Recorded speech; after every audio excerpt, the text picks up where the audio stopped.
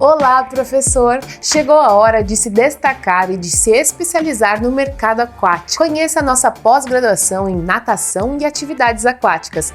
Reconhecida pelo MEC com aulas ao vivo, você terá acesso a um tempo de professores renomados e referências no mundo científico e prático. Com metodologia inovadora, o curso oferece um aplicativo exclusivo com aulas gravadas, podcasts e mentorias que conectam teoria à prática. E tem mais! Sem taxa de matrícula e uma super promoção na mensalidade. Mas atenção, é só até o fim de semana. Vem para pós com cursos de pós.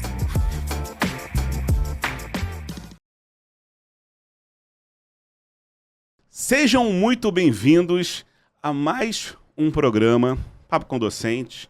Eu sou o professor Dr. Carlos Erdi e estou aqui mais uma vez para receber uma grande autoridade, uma professora que é uma das principais profissionais dentro da área. Eu já a conheço há algum tempo, eu lembro quando eu ministrava alguns cursos na área do futebol, eu já via lá a sua imagem nos cadernos, né, nas palestras. Então, hoje para mim está sendo muito importante estar recebendo a professora Roxana Brasil aqui com a gente. Seja muito bem-vindo. Uma salva de palmas, né, Thiago? Professora.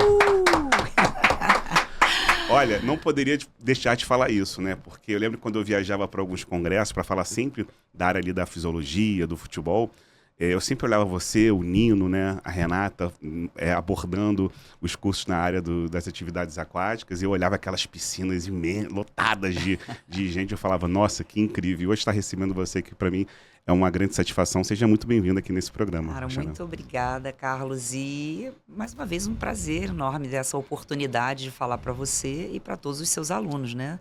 Afinal de contas, tem uma piscina aí para mim?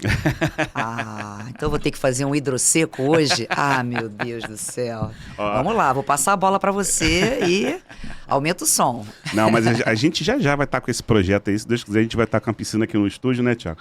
Vai estar rolando uma piscininha aqui pra gente. A gente está trabalhando para isso, tá? Hoje no nosso programa a gente está recebendo, né, aqui a Roxana, né, doutora Roxana, docente da nossa disciplina, né, no curso de pós-graduação em natação e atividades aquáticas, a grande referência no Brasil e no mundo. Então quem está assistindo hoje vai poder degustar sobre esse assunto, aprender sobre esse assunto. E aí, Roxana, nesse começo eu queria que você falasse um pouquinho sobre a sua história, né, como é que você iniciou, de onde você veio, conta toda essa sua carreira aí pra gente. Então eu vou contar só um pouquinho, tá? Você começou com futebol, você teve interesse pelo futebol, basquete, o meu foi o voleibol. Eu fui para a faculdade porque eu era atleta de voleibol e eu achava que a minha carreira toda fosse em função daquilo ali, lá nos anos 90, né, onde estava naquele momento também estourando o voleibol de praia, então eu achei que eu fosse fazer essa construção. E o meu técnico, na época, ele já frequentava alguns congressos internacionais, e um deles, esse da Aquatic Exercise Association, da AEA, que é o mais potente do mundo, inclusive esse ano faz 40 anos esse congresso, e ele tinha que ir para lá. E me pediu, já fazia estágio naquela época, né, nos anos 90 não tínhamos CREF, então a gente já meio que trabalhava no início de carreira, né, a gente trabalhava, a gente participava de colônias de férias, fazia faculdade, tudo ao mesmo tempo. Qual faculdade? Eu fiz a Federal do Rio de Janeiro, sou da UFRJ, e aí pintou a oportunidade de substituição. Falei, meu Deus, substituir o quê? A tal da hidroginástica, lá em 1992. E aí eu fiz alguém já deve ter passado por isso, tá? Anotado todos os exercícios possíveis que eu pudesse aplicar naquela semana de aula, né? E pedi à minha mãe, que também, minha mãe é minha cliente até hoje, que viesse nessa primeira aula para que eu tivesse a referência do olhar, né, no meio de 40 senhoras na piscina do Clube Israelita Brasileiro ali em Copacabana, aqui no Rio de Janeiro. E desde então, desse desafio, eu não parei. E só para fazer uma ponte rápida, né? Já se passaram 32 anos aí no ambiente aquático, na vertical, veja bem, diferente da natação. Isso é um outro ponto importante. E eu ganhei o prêmio em 2010 de Melhor do Mundo, aonde? Nesse congresso. Nesse mesmo congresso que deu start, né? Deu esse desafio para poder entrar no ambiente aquático. Então, a água não foi o meu primeiro caminho. E muitas vezes, né, quando você é profissional ou quando você está ali na graduação, muitas vezes não é a sua primeira opção. Então, é muito importante, Carlos, que você tenha esse olhar ampliado, né, para as oportunidades. E foi o que aconteceu comigo. Eu não entrei pela hidroginástica, aliás, naquela época não se falava disso na faculdade. Eram aulas de natação. E na UFRJ, que era aquela grade integral que não existe mais, então a gente chegava às 6h20 da manhã até às 17h, era natação 1, 2, 3 e 4 e os seus afins, né? Então hoje a gente tem uma grade completamente diferente na faculdade. Então por isso que eu falei, vou contar rapidinho, afinal de contas, né, ao longo desses 32 anos, muitos encontros, desencontros, né? Coisas muito boas. Então, o fato de, por exemplo, ter tido contato com aquela aulinha lá do curso de inglês, na época CCA, me trouxe grandes oportunidades internacionais até hoje. Estudo inglês até hoje, hein?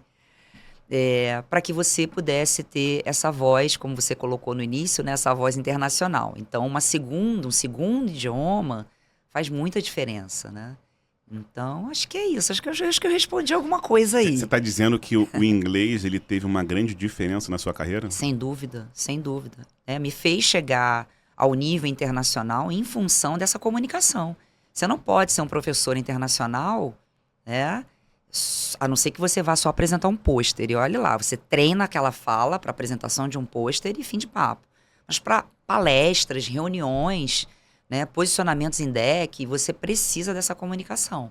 Né? Porque a aula não acaba só ali naquele momento. Né? Tem os corredores, tem as festas, tem os jantares, né? Tem bate-papos. Então, tudo isso, né, socialmente falando, que aí a parte técnica está sempre presente, a gente precisa desse segundo idioma. E aí, ao longo da vida, né, até chegar ao doutorado, quando eu fui convidada para fazer o doutoramento na Europa, eu achei que o inglês fosse dar conta. E não deu. E aí eu parti para a segunda língua, também estudo até hoje, que é o espanhol. E o espanhol, ele ampliou, né, sobretudo nas Américas. Né? Então, a América Latina, eu melhorei essa minha condição, porque, afinal de contas, o espanhol ele é mandatório aqui nos nossos vizinhos. Então, essa comunicação, esse investimento, né, para além da pós-graduação, para além do mestrado e cursos de extensão que a gente vai fazendo, doutorado, o idioma ele realmente fez a diferença. Então não basta ter a famosa sorte de você bater numa porta internacional ou ser convidada, né, sem a chance, né, de se comunicar. Então fica de olho aí você. Né? Se você quer fazer uma alçada para fora desse país, é importante investir numa segunda língua, no segundo idioma. Não só pela uma leitura, né, Carlos, de artigos, né? A gente sabe que isso é importante também. Embora a gente tenha as ferramentas, né, a tecnologia nos ajuda nesse momento da vida. Naquela época não, a gente ia para bibliotecas né, e traduzia com dicionário do lado. Né? Você deve lembrar de alguma forma disso. Muito. Mas, hoje em dia, a gente tem aí as ferramentas, mas mesmo assim, o entendimento, né, com uma segunda língua nos facilita também. E Roxana, como é que você vê a questão do stricto sensu, da pós-graduação, tanto do lato sensu quanto do stricto sensu, para o profissional de educação física que atua dentro da área das atividades aquáticas, do fitness aquático, da natação? Isso hoje, há um movimento visando aumentar a qualidade desses profissionais ou ainda é carente? Eu estou falando isso porque eu lembro quando eu entrei no futebol, não se tinha profissionais da ciência acadêmicos dentro do futebol. O que se falava era o seguinte: o que você ganhou? Onde é que você jogou? E a Renata teve aqui, ela estava falando também que ela era de uma época, né, que não se tinha profissionais formados que atuavam dentro da natação, isso era muito comum. E como é que você vê o cenário hoje? Assim, você vê que teve uma mudança significativa nos últimos anos, ainda é um desafio? Ah, sem dúvida, ainda é um desafio. Né? Obviamente existem muitos profissionais qualificados. Só para você ter uma ideia, o Brasil, né, quando tem um ranking, por exemplo, acadêmico, né, de produção acadêmica, os melhores pesquisadores no nicho do fitness aquático, tá? Bem específico, é nicho mesmo. Dos 5, os 4 primeiros são brasileiros, lá da Federal do Rio Grande do Sul. O 5º foi o meu orientador do doutorado, que é o espanhol, que é o Juan Colado. Então, o Brasil está muito bem ranqueado no âmbito do stricto sensu. Entretanto, no âmbito prático, a gente não é bem visto ao nível internacional. Então, somos os professores acadêmicos, a gente escreve muito bem, a gente fala bem, mas na hora da borda da piscina, a gente tem esse pecado. E talvez o lato sensus, com a pegada mais prática, mais de aplicabilidade, seja determinante. Daí a importância da gente ter um curso de pós-graduação de alto nível, né, para que a gente entenda, né, que traga esmiuçada essa informação e, de fato, aquele aluno consiga, no dia seguinte, fazer uma aplicação prática daquele conteúdo apreendido. Então, acho que evoluímos, mas ainda temos um grande espaço para isso acontecer, né? Achar esse equilíbrio, digamos assim. Entendi. Você pode falar um pouquinho do seu doutorado, da sua linha, tanto no mestrado quanto no doutorado, com relação ali às suas defesas, às suas teses? Maravilha. O mestrado foi na Castelo Branco e, na época, né, 20 e tantos anos atrás, surgiu uma modalidade nova do fitness aquático, né? Então, isso a gente talvez fale um pouquinho mais adiante, né, do que é o fitness aquático. Eu estou falando aqui, talvez esteja ainda confuso. Mas naquela época apareceu o ciclismo aquático, a bicicleta de fato. Então a gente tinha uma bicicleta ao nível de laboratórios, né, para pesquisas, mas uma bicicleta comercial para você fazer uma aula de ciclismo aquático não existia. E lá nos anos 2000 isso aconteceu. Tive a oportunidade de ver isso acontecendo, isso aparecendo nos Estados Unidos, vindo da Europa, da Itália, né? Hoje, inclusive, a Itália ainda é um dos maiores polos de ciclismo aquático, com diferentes empresas com essas bicicletas.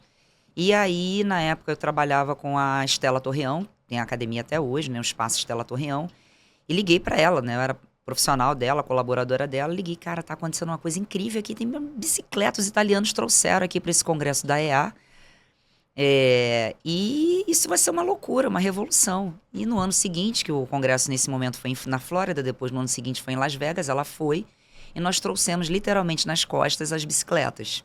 Né? E ela foi a figura que iniciou, né, o programa na América Latina desse ciclismo aquático. E eu já estava lecionando na faculdade, na época era Estácio, e eu tive a oportunidade de fazer o mestrado, porque quando a gente entra na vida acadêmica, né, essas coisas vão sendo motivadas. E aí pintou, obviamente, o interesse em fazer o mestrado. E o mestrado foi observando as variáveis dos treinamentos contínuo e intervalado ali no ciclismo aquático. Então, essa foi a primeira abertura.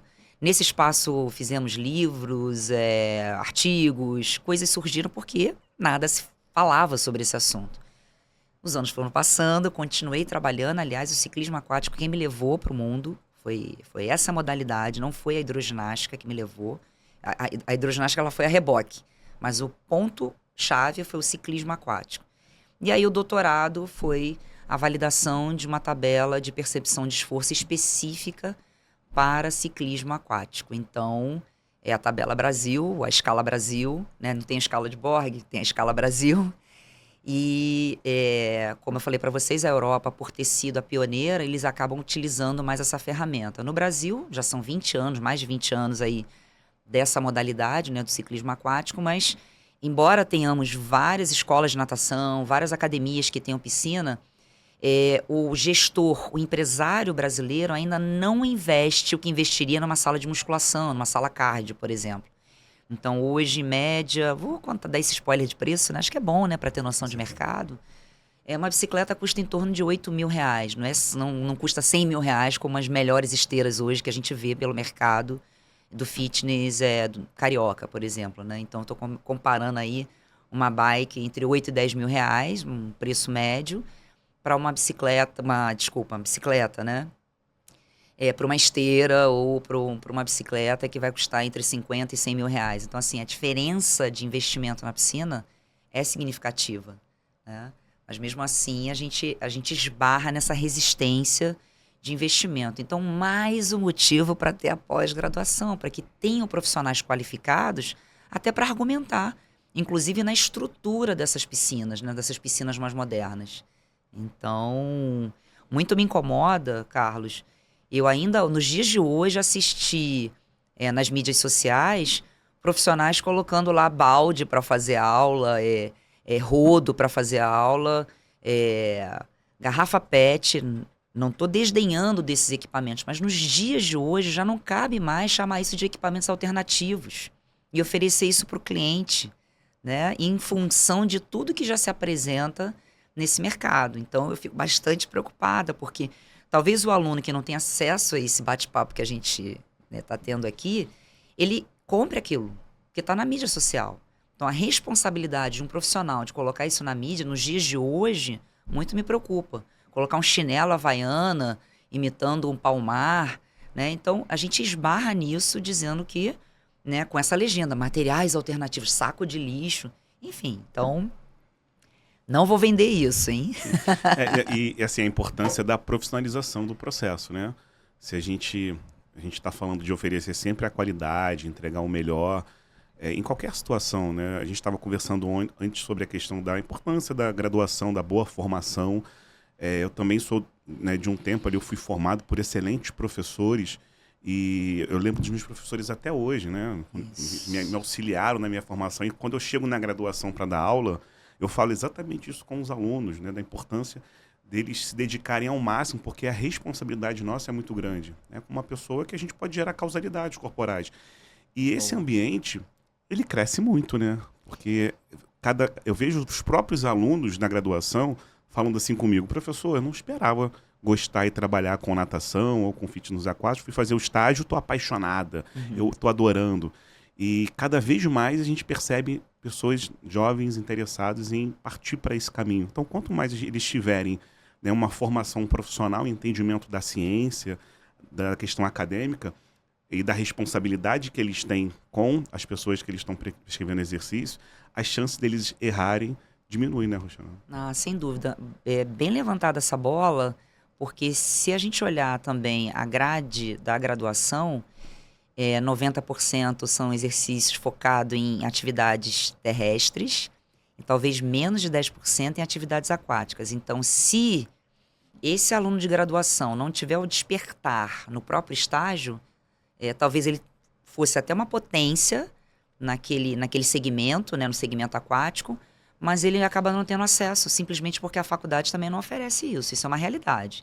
Diferente de anos atrás, que a gente ficava ali, podia ser bronze 1, bronze 2, não importa, né? Mas a gente tinha vivência do ambiente aquático. E muitas formações, hoje de graduação, não tem essa oportunidade, né? Que não cabe a nós ficarmos discutindo o porquê de não ter ou não ter. O fato é que isso acontece. Entretanto, a porta de entrada no mercado, a gente tem duas grandes portas de entrada. A água, né, para natação ou para o fitness aquático, que seja, e a própria musculação. São os dois celeiros de entrada de estagiários, de necessidade do estagiário.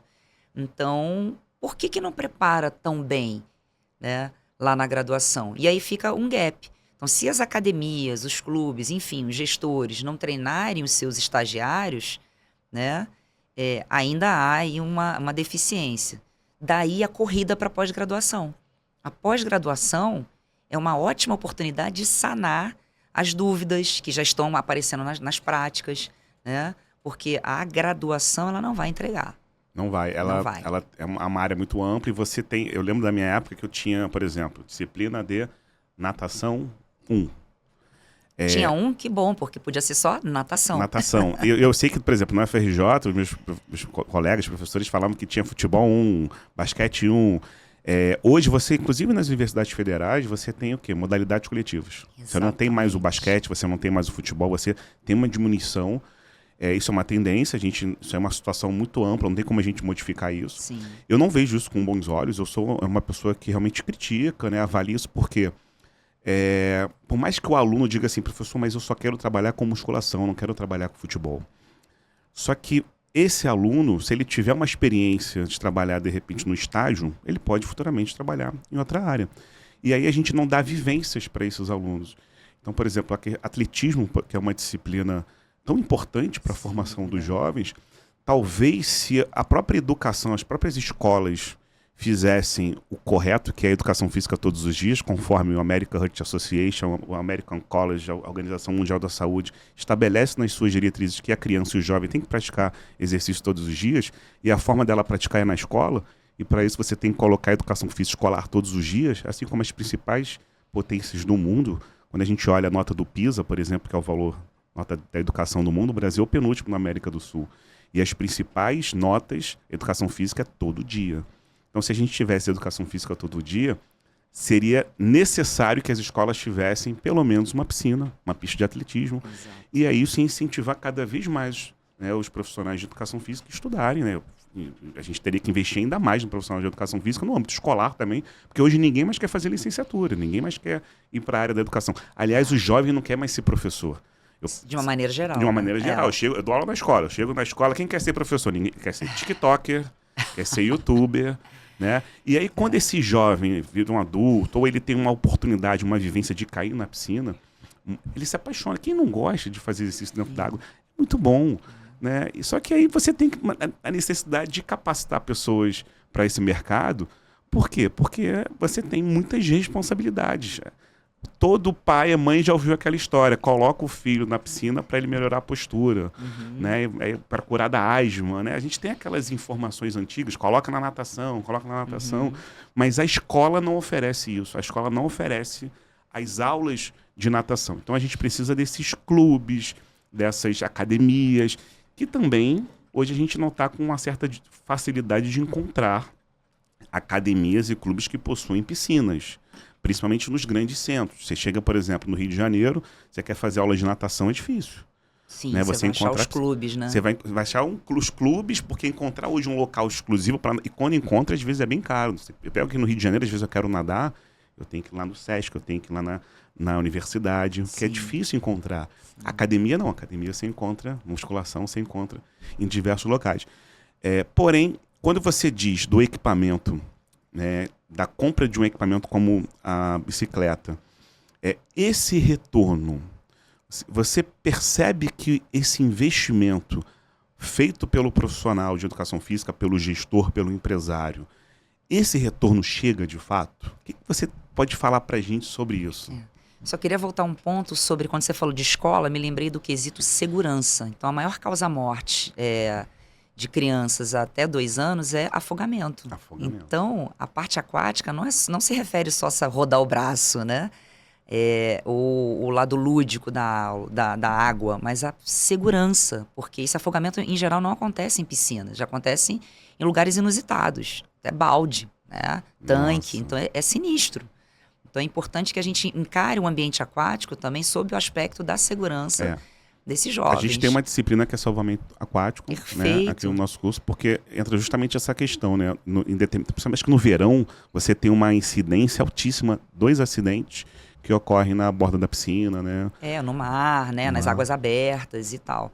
Mas no dia a dia, a gente que trabalha diretamente com o ambiente aquático, a gente recebe notícias não tão boas todos os dias. E na escola poderia ser uma estratégia para você educar. Exatamente. Não para sair nadando os 4 nados, não é sobre isso, mas sobre a segurança aquática, de como você, de repente, escorregar num lugar, ou cair, ou teus pais estão ali no churrasco, você se divertindo na piscina, como é que você se livra de uma determinada situação? Legal você falar isso, porque a gente vai receber aqui, né, os outros professores, né, o Guilherme, o Gabriel. Eles vão arrebentar nessa fala. E aí, quando você fala, por exemplo, a Renata Rodrigues vai falar sobre a natação no ambiente escolar, né? Ih, pronto. E aí, assim, será que a gente não pode estimular até a questão do componente curricular, né, disciplinas, conceitos que falem sobre isso, porque eu vejo uma desvalorização muito grande da educação física no ambiente escolar por parte dos órgãos federais. Sim. Você tem uma diminuição até da carga horária. Sem dúvida. E a gente está criticando justamente isso. A educação física tem que ser todo dia, para com que essa população, quando ficar idosa, não fique tão sedentária, tem a questão da heterogênea. Então a gente levanta essa bandeira já há muito tempo, que a gente acredita na educação física. E continuaremos. Esse é o ponto. O afogamento é a primeira causa de morte de crianças de 1 a 4 anos de idade no país. Site da CNN. Perfeito. Então é sobre esse apontamento que a gente está fazendo mesmo, né? Essa observação. Mas que bom que vão vir os especialistas trazendo essa informação aí. Saiu agora, saiu esse mês passado. Inclusive tem o Dia da Segurança Aquática. Vou deixar essa bola aí para Renata Rodrigues, que ela vai vir muito bem aí, trazendo esse link, né, entre a parte aquática na escola, nas academias. Então, Renata Rodrigues é uma das poucas profissionais que a gente tem aqui no Rio de Janeiro que trabalham muito ativamente nos dois ambientes. Então, ela é professora da escola e ela é professora e gestora de academia de uma grande rede muitos anos. Então, assim, vai brincar aí com essa, Ai, que com legal. essa conversa. Eu ficava olhando, eu olhava para Brasília, para Goiânia, a pessoa ficava olhando a Renata, a Roxana e o Nino. Era sempre os três. Às vezes também tava... O Nino mora em Lisboa agora. Ele tá lá agora, tá longe, mas vai estar também com a gente. Eu ficava olhando assim e falava... E aí, durante bom tempo, era sempre no congresso, sempre vocês. Alternava assim, falava... Nossa, e hoje ter, né, a oportunidade de estar com vocês aqui, aprendendo, falando sobre isso. Porque, de certa forma, vocês são... assim, as referências, né? Tem um marco histórico dentro da área. A gente é história viva aí do fitness aquático. Exatamente. A gente tem dificuldade de valorizar, às vezes, os profissionais que foram importantes. E eu vejo, assim, vocês que influenciaram toda uma tendência. E quando você fala pra gente, por isso que eu te perguntei a questão do retorno, do empresário, porque isso é baseado em evidência. E aí quando você fala assim, olha, eu fiz o meu doutorado, mas eu deixei um legado, tá? Tem lá uma escala Brasil. Deixei o meu legado para vocês que estão começando, que estão na prática. E ao mesmo tempo os gestores, né, buscarem esses profissionais de referências para tomarem as devidas decisões. Exato. E quando a gente olha, por exemplo, professor, mas eu estou aqui no interior do Mato Grosso do Sul, estou aqui no interior do Ceará, a minha academia, a minha piscina, ela é muito simples, eu não consigo fazer esses investimentos, porque é sempre aquela coisa do não consigo, é difícil, e sempre tem solução. Sempre tem Sobretudo no fitness aquático, né? Diferente da natação, né? Eu não preciso, para essa proposta, eu não preciso, por exemplo, de grandes instalações, né? Uma piscina de 25 metros não faz a menor diferença para mim. Eu posso ter uma piscina de 6 metros, de 4 metros, de 8, eu posso estar dentro da residência daquela, posso dar, né, naquele quadradinho minúsculo ali, né? E conseguir dar uma aula, por exemplo, de ciclismo aquático. O exercício é estacionário, olha que maravilha. É cíclico, olha que interessante. Né? Então, tem retorno, sim. Agora, o que falta é o professor que tenha habilidade para trabalhar com essa especificidade do ambiente aquático. Então, não adianta, né? Isso é um erro muito recorrente do gestor contratar um excelente profissional de natação bebês e achar que a hora-aula dele na sequência, que ele tem um intervalo, e coloca ele para dar uma aula de hidroginástica ou de ciclismo aquático. Talvez ele não tenha essa habilidade, adesão, né? Não tenha essa habilidade, não saiba administrar essa aula. Né? Então, não diminui a capacidade dele na natação bebês e vice-versa. Então, isso acontece, né, no título, na intenção de aproveitar esse profissional que está ali. Então, se o gestor tem um interesse naquele profissional porque analisou que ele vale a pena, é importante que faça o investimento, faça o treinamento dentro da especificidade daquela atividade. Então, financeiramente, vai depender da quantidade de bicicletas, que também depende do espaço físico que você tenha, não só para acomodar dentro da piscina, mas também fora, né? Afinal de contas, uma das características das piscinas brasileiras é elas serem multidisciplinares. Então, quando a gente compara piscinas americanas, piscinas europeias, asiáticas, né? Tem 3, 4 piscinas e aí eles chamam de parque aquático. Aqui a gente chama de parque aquático os puxadinhos, né? E colocam 3 piscininhas pequenininhas e chama de parque aquático, 4 piscininhas e chama de parque aquático. Então, você atende a modalidade pensando nas pessoas dentro d'água e fora d'água. O que acontece? O trânsito, a entrada e a saída dos clientes, onde armazenar os equipamentos. Uau. Então, essa logística, não adianta chamar só o arquiteto. Tem que chamar, como você levantou a bola, né, de um profissional, e talvez seja esse profissional que esteja na pós, não interessado somente na parte técnica, mas seja um sujeito que vá mirar na estrutura, né, de um ambiente aquático. O que é uma estrutura perfeita de um ambiente aquático? Então, existem protocolos, regras que, de uma certa maneira, no Brasil isso não é cobrado. Exemplo, a distância de borda para que um professor ministre a aula sem cair dentro d'água, né, entre uma piscina e outra. A gente faz aqui com 1,5 metro, muitas vezes nem tem espaço. A piscina está tão colada na parede que você perde um L de borda ou um U de borda. né? Então não tem essa fiscalização como tem na Europa, por exemplo. Então quando você chega no parque aquático europeu, entre uma piscina e outra, as bordas são largas para que você possa ter mão dupla de trânsito por segurança. É bastante interessante, né? Até o ralo que tem entre uma piscina e outra, aquele caimento bem discreto para não empoçar a água. E aqui a gente entra nas piscinas brasileiras, a primeira coisa que você faz é um tchaf, né? Então são coisas que em termos de estrutura, a pós também vai dar essas informações, né? Como é que se monta uma piscina? O que você precisa pensar?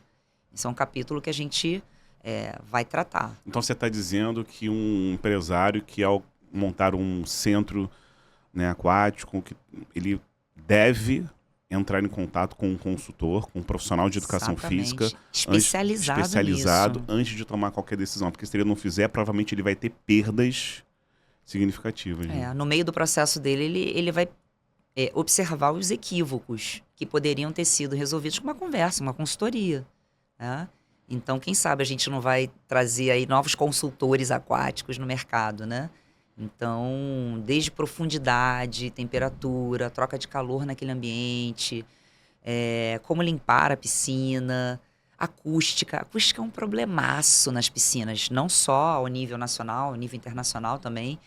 Mas como é que você bota uma acústica com 3, 4, 5 profissionais dando aula ao mesmo tempo? É um barulho danado, né? Aí vem uma aula de hidroginástica, vem lá o meu programa, Aqua Brasil, Roxana Brasil, barulhenta que sou, para quem me conhece, trazendo a sonzeira, e o professor tá lá dando uma aula de natação bebês com as suas músicas cantadas, né?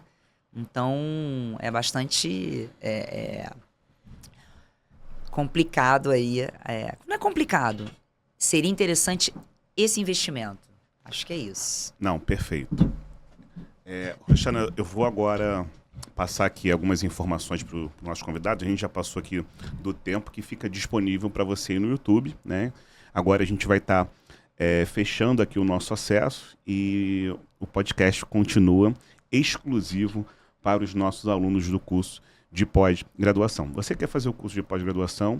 Está aí disponível na descrição o link do nosso curso. Também está disponível aqui, ó, o nosso timaço, né, de corpo docente, profissionais referências no Brasil e no mundo, onde vocês vão ter a oportunidade de aprender com essas feras, né? Tá aí o Guilherme, a Renata Rodrigues, a Juliana, o Gabriel Vasconcelos, o Nino, né? Entre outros colegas, amigos e profissionais de alto gabarito. O curso ele tem duração de 12 meses e ele é 100% online. Lembrando que, normalmente, esse aluno que se inscreve num curso de pós-graduação online, ele já está ali na prática.